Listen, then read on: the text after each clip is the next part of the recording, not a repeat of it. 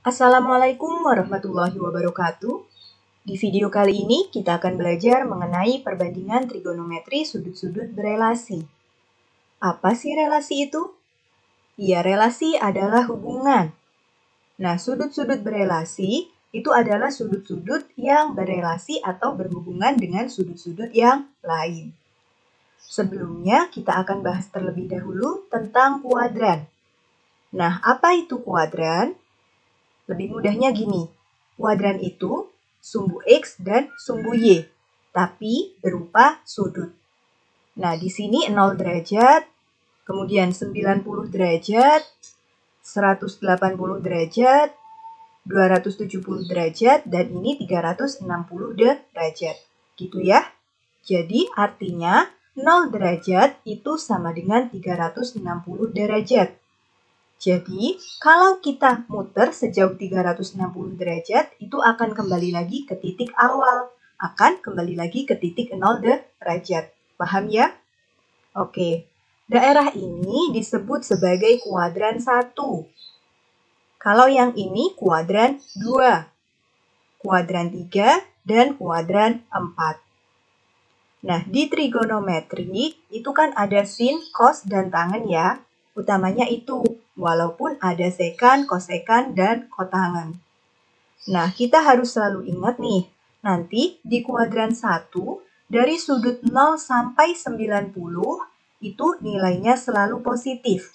Baik sin-nya, cos-nya, ataupun tangennya. Semuanya positif. Nah, di kuadran 2, dari sudut 90 derajat sampai 180 derajat, semuanya negatif, kecuali sin.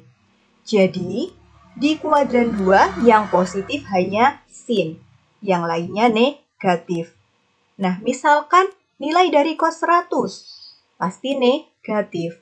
Cos 150, pasti juga negatif. Kenapa? Karena dia ada di kuadran 2. Tapi kalau sin 150, positif atau negatif? Iya, sin 150 nilainya pasti positif. Karena di kuadran 2, sin itu positif. Paham ya? Nah, kemudian kalau di kuadran 3, sudut 180 sampai 270. Yang positif itu hanya tangen. Jadi, sin dan cos yang ada di kuadran 3 nilainya negatif. Kalau di kuadran 4? Kalau di kuadran 4 yang positif hanya cos. Ingat ya, kita bisa mengingat apa saja yang positif di kuadran 1 sampai kuadran 4 itu dengan singkatan semua sindikat tangannya kosong. Ingat, semua sindikat tangannya kosong. Jadi, di kuadran 1 yang positif semua, sin cos tangannya positif. Kuadran 2 yang positif hanya sin. Kuadran 3 yang positif hanya tangen. Dan kuadran 4 yang positif hanya cos. Paham ya? Semua sindikat tangannya kosong. Nah, bagaimana sih contoh soalnya? Atau ini tuh maksudnya buat apa ya? Nah, misal contohnya nih, contoh cos 150 tuh berapa sih? Kan di tabel sudut istimewa nggak ada ya.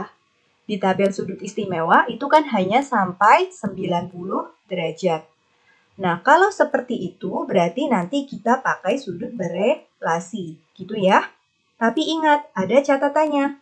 Catatannya, kalau kalian ketemu 180 atau 360, maka nanti tetap. Tapi kalau ketemunya 90 atau 270, maka berubah. Maksudnya apa sih? Nah, ingat dulu catatan ini ya.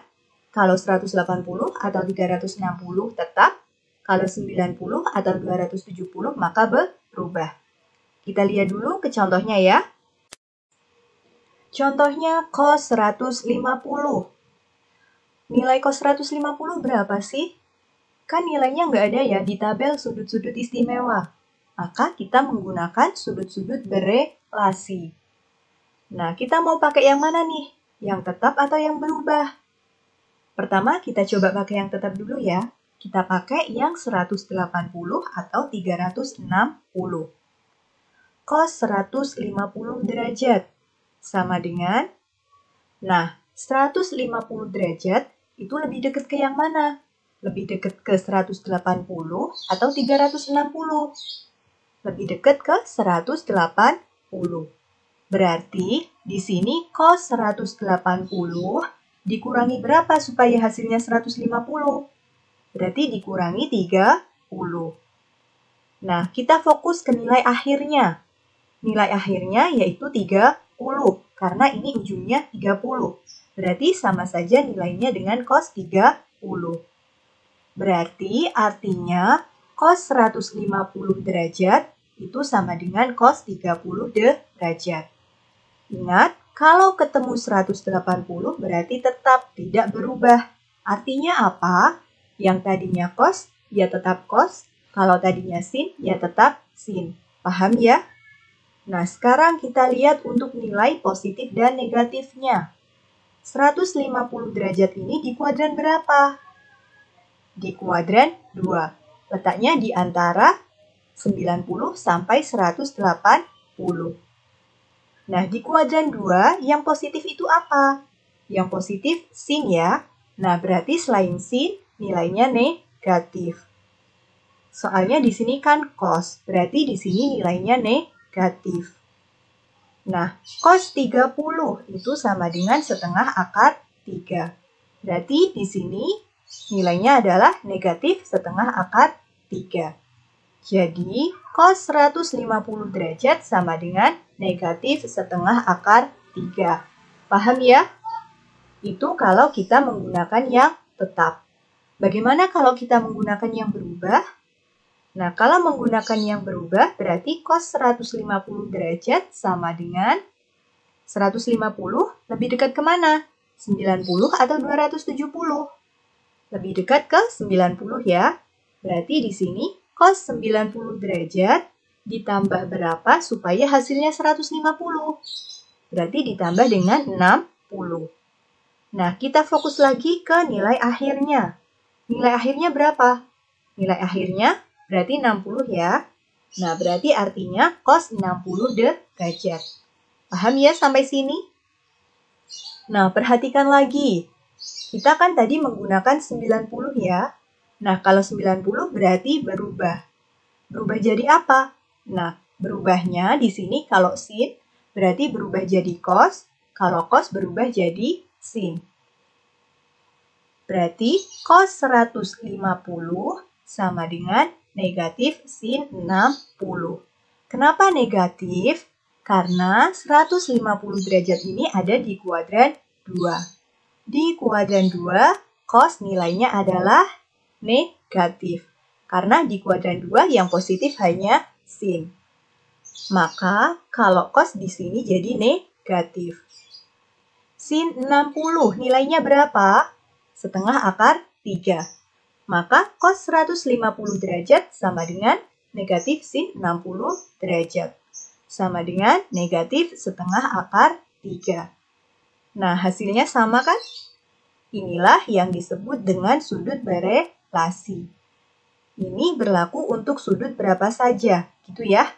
Ketemu 180 atau 360 berarti tetap. Kalau ketemunya 90 atau 270 berarti berubah.